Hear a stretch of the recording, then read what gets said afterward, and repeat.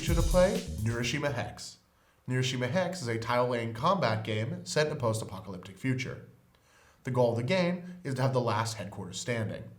The game ends as soon as this occurs, or as soon as a player draws the last tile from his or her deck.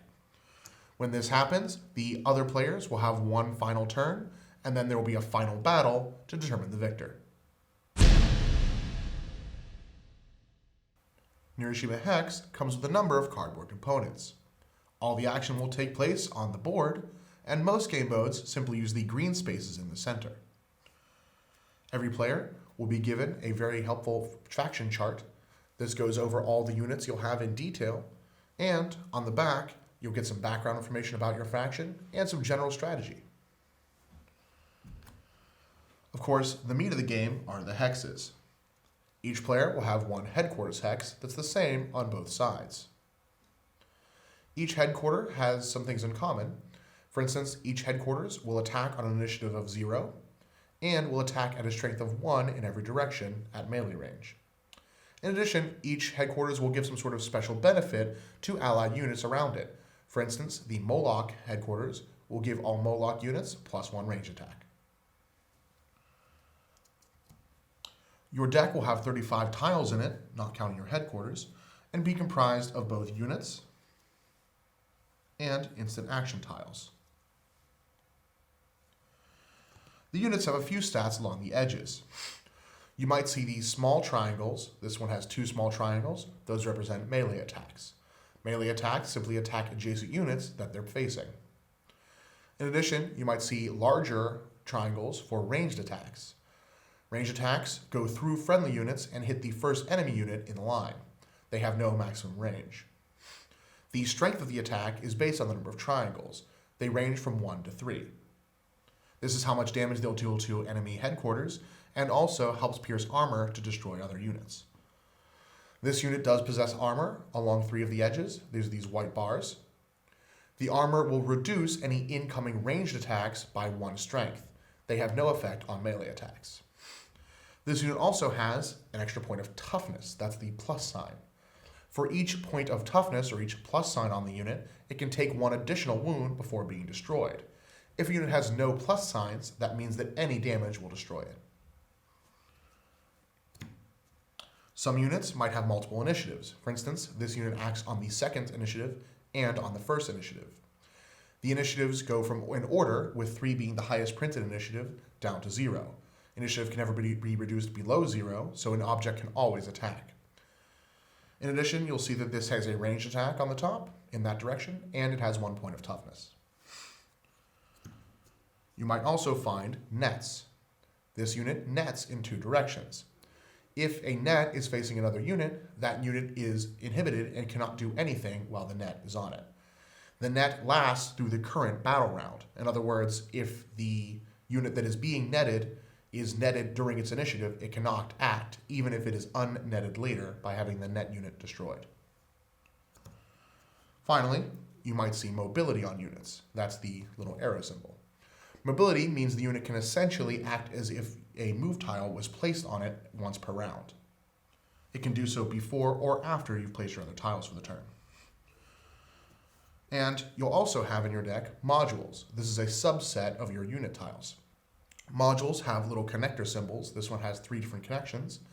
And if a module is connected to another unit, it confers special benefits to that unit. This module increases all the units it's connected to's initiative by 1. Then each faction has instant action tiles. The common ones include moving. A move tile, when played, you choose a unit that you control and move it 1 hex. You can also rotate it to any new facing you like. A push tile pushes an enemy unit away from the unit doing the pushing. If you cannot push the unit away, creating distance from the pushing tile, you may not play a push. The opponent who is being pushed can choose from multiple directions if both of them create distance. You also have common battle tiles. Battle tiles are crucial because when a battle tile is played, it creates a battle. A battle tile must be the last card you play on your turn, and you cannot play a battle tile on the last round of the game. Some special tiles that are specific to the factions include a sniper tile. Sniper tiles deal 1 damage to any unit on the board. Armor does not stop a sniper shot, and it cannot be played on a headquarters. A grenade is played from the base launching the grenade and destroys any unit. Again, it cannot be played on headquarters. Finally, an airstrike can be called down on any hex. It must be played so that the airstrike can take up the full amount of space. It'll hit 1 hex and every adjacent hex for a total of 7 hexes. Each unit in that area receives 1 damage.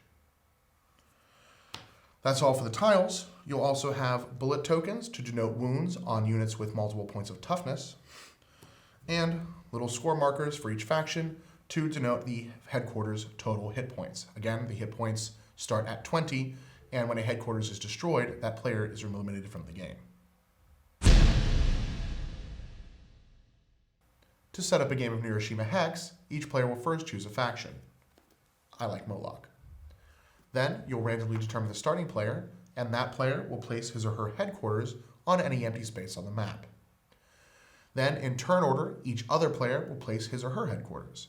They may be placed adjacent to enemy headquarters, but at no point during the game will the headquarters actually attack one another using their attacks. Then, you'll take the 35 non-headquarter tiles associated with your faction and shuffle them together to form your deck. Now you're ready to begin.